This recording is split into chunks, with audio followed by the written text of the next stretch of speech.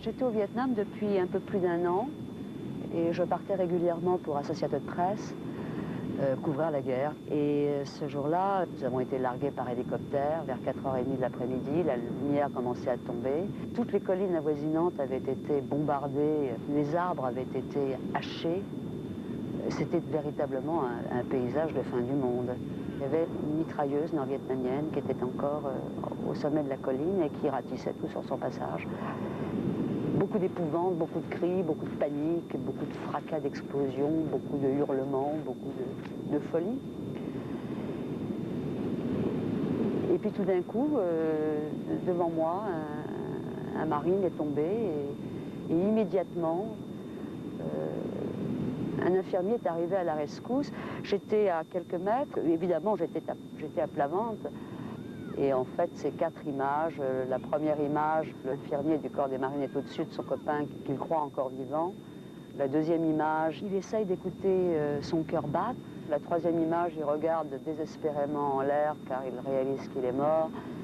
Et la quatrième image, il prend le M16 de son copain. Il se met à faire l'assaut de la colline en hurlant. Je vais tous les tuer, je vais tous les tuer. 1954, o final da Guerra da Indochina ratifica a divisão do Vietnã. A norte do paralelo 17, o Vietnã comunista dirigido por Ho Chi Minh e a sul, a ditadura de Dien, apoiada pelos americanos. Em 1960, os opositores do regime de Saigão criam a Frente Nacional de Libertação, apoiada pelos comunistas do norte.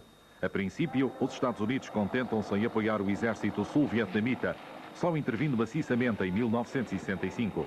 Em 3 anos, o Corpo Expedicionário Americano atinge 580 mil efetivos. É o inferno do Vietnã.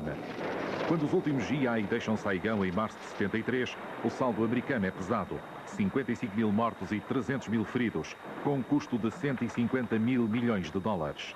2 anos mais tarde, os norte-vietnamitas entram em Saigão, rebatizada Ho Chi Minh. É a maior derrota da história dos Estados Unidos. O marine da foto é ele, tem 19 anos, quando participa na Guerra do Vietnã como enfermeiro. Um mês depois da expedição na colina 881, é ferido na perna. Hoje vive da sua pensão de invalidez. There probably isn't a day that goes by that I don't think of what happened on this particular hill. I've had nightmares, I've had flashbacks for the past 30 years. I wake up, I'm sweaty, my heart's just pounding, and I see this moment.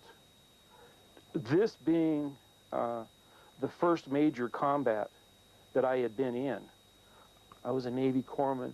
I was there to keep the Marines alive, and for a long, long time, I thought that I had let him down.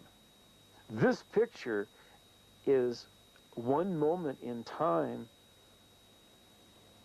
to show that I failed to do my job.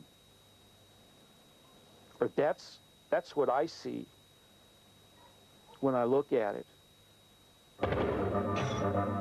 Aos 21 anos, Catherine Leroy chega ao Vietnã como repórter fotográfica. Durante 2 anos vende as suas fotos por $15 à Associated Press. De uma enorme audácia, impõe-se na guerra mais mediática do século, onde 70 jornalistas foram mortos. Il était facile d'être accrédité au Vietnam, tout le monde l'était. Et on pouvait donc voyager dans tous les avions militaires et les hélicoptères, etc. Tout vous était ouvert.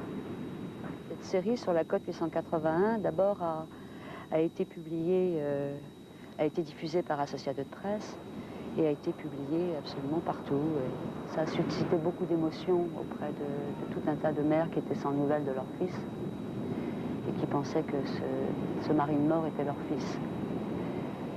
Donc AP m'a demandé de retourner avec la même unité pour identifier l'infirmier. Et je suis retournée 2 jours après. Catherine e Vernon reencontraram-se há uma dezena de anos. A partir daí, ela abandonou o fotojornalismo e ele a associação de veteranos a que presidia. It's the picture that brought us together. She's more of a sister than my sisters have been. My sisters, I can tell them what I did and what I felt like, but I don't think they understand it. Oh, il est complètement rentré dans ma vie, il restera dans ma vie pour toujours. J'ai photographié des centaines de marines et de soldats, mais je n'avais pas leur nom, ce sont des héros sans nom. Lui est un héros avec un nom.